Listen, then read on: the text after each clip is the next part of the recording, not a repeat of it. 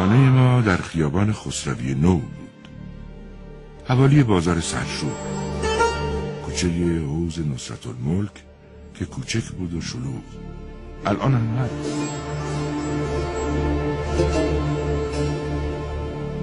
این خانه تا 4-5 سالگی ما 60-70 متر بیشتر مساحت نداشت.